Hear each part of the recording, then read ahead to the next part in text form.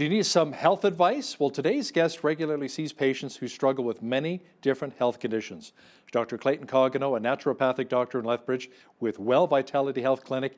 He also has training in conventional medicine with a Bachelor of Science in Exercise Science, Kinesiology, and 3 years of research on radiation and cancer at the University of Lethbridge. Dr. Koganow, welcome back to BCN. Thank you for having me again. Now, first of all, talk about your approach to finding solutions for the health struggles so many of us face on a daily basis. Well, I guess in my office, I see a lot of different various things. You always want to try and get to the root cause of the problem when they come in, because a lot of patients that I see have been unable to figure out what's wrong with them. And so the very first thing that I want to do is sit down with them take a long time to go through all of their health history, all their medical history, all their labs, and you want to kind of sort through all of that and then figure out from there a plan moving forward. A lot of time it's history taking and then further to that, further lab testing, either more in-depth lab testing or even just your general lab testing that just wasn't done. Often you can figure it out. Now, you've said that in your daily practice, you sometimes come across chronic fatigue with a lot of your patients now. How common is chronic fatigue in today's society, especially during this COVID-19 pandemic? Honestly, people put too much on their plates. People are very busy. That's one of the main reasons for chronic fatigue. There's a lot of other reasons, but it is extremely common in my practice. Yeah. What are some of the causes of chronic fatigue? Like you said, being very busy, not getting enough rest, perhaps? Yeah, and it kind of compiles onto other things. When stress is elevated, often people aren't sleeping well. Sometimes people can have other issues like perhaps low B12, blood sugar irregularities, low iron. So it's important to, in my opinion, even thyroid issues. And sometimes thyroid issues can get missed. So it's important to test things and test things in depth. And look at the complete history of what's going on and what's been going on in order to figure it out. So what are some of the effective treatments outside of B12 and maybe cutting some of the stress out of our lives? Well, it completely varies. Like a lot of times, if someone's having trouble sleeping, you have to try and start figuring out why they can't sleep. If someone has, for example, a lot of stress, you can't just tell them to quit work if work is their big stressor. You have to try and figure out ways to work around it, against the grain sometimes. So the first thing is to figure out what's wrong. For example, if it was a cortisol issue, which tends to be the case with a lot of patients with chronic stress leading to chronic fatigue, a lot of times you will want to treat that with different vitamins and herbs. And then as that improves, you want to double check that you're not missing anything. Like perhaps that person also has low iron or their thyroid isn't working properly. You have to treat the whole person in order to fix chronic fatigue. Otherwise, you'll get a patient that gets about 50% better and then plateaus. You know, other people I've spoken to as well in the healthcare professional saying, focusing on God's word and meditating and breathing that helps a lot as well. How about certain foods when it comes to stress? Are there certain Yeah, foods I as mean, well that you can eat that can really help? um, lifestyle change is massive. It is massive. It is also probably one of the most difficult things for me to help someone with. You can tell people all day long to do something here and do something there, but ultimately that's the hardest thing for me because it's up to them when they go home to do it. In terms of foods, yes, absolutely. Eating a healthful diet, eating a whole food diet, even looking into food sensitivities, that can create a ton of fatigue in people if they're battling the food that they're eating all the time. So it's important, again, to look into things and take a complete history. Because what I find actually is clinically, people that are coming in, they're coming in with bags of supplements and they're still tired. And it's not a supplement deficiency in people. It's a multitude of system failures that's causing it, and you have to figure it out. Dr. Koganow, many people also go through bouts of insomnia. They just can't get any sleep. What do you think causes that? Is it a big part of it is not putting your phone down when you go to bed at night? Again, yeah, a lot of lifestyle changes. Yes, there absolutely is. A lot of people don't prepare for bed. They have their TV in their bed, they're on their phone. It's a social area now versus an area just for sleep.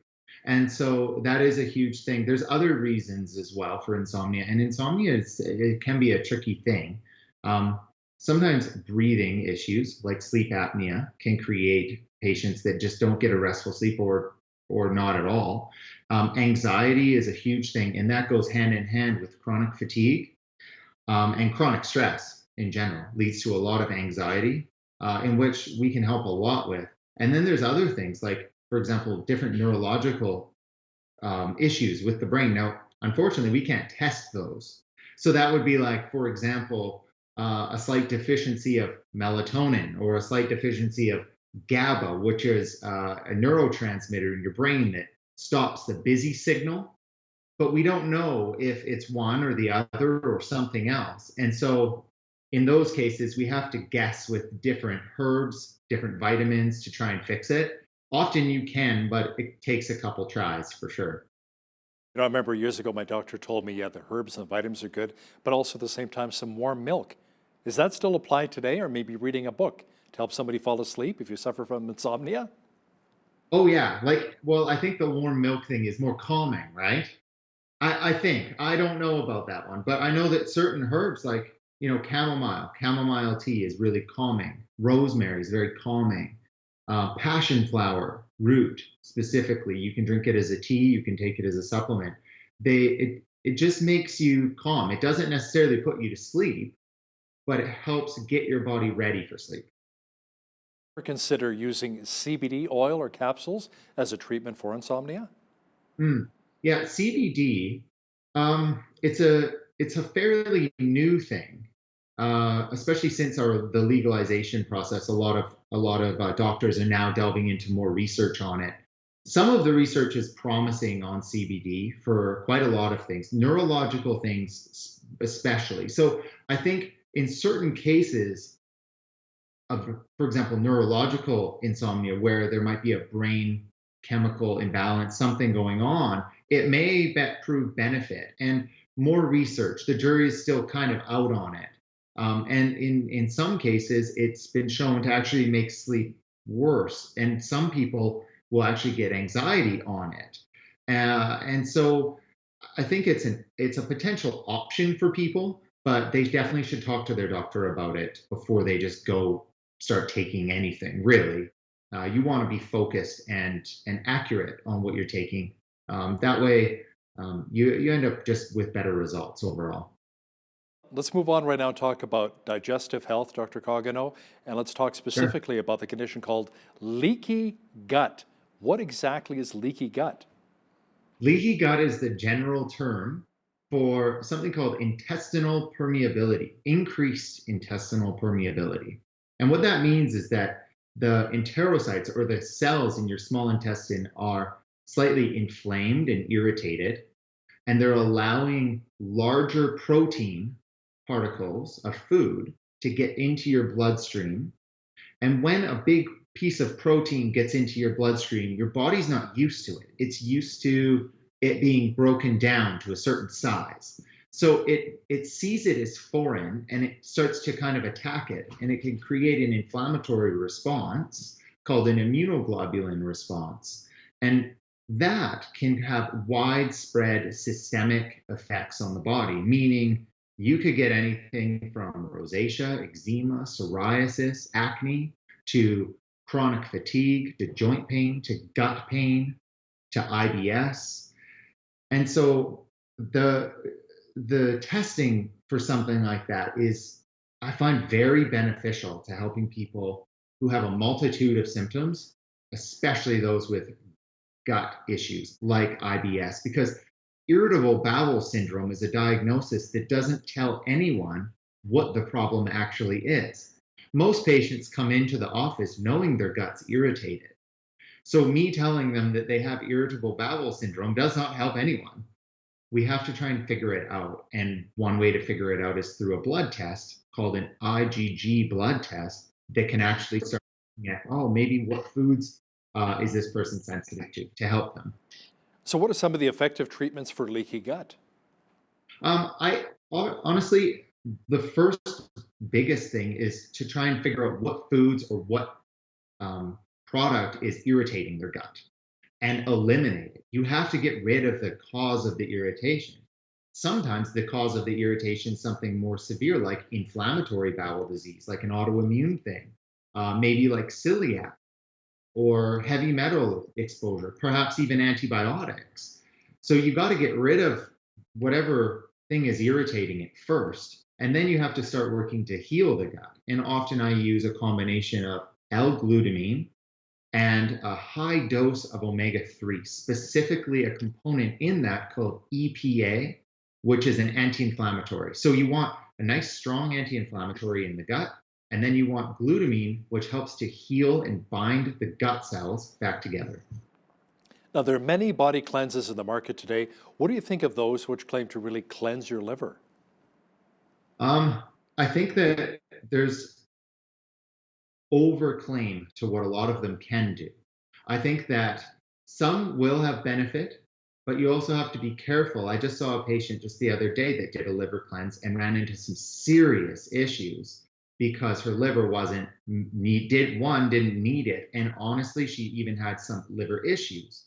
I think that liver detoxes, and well, she didn't know, right?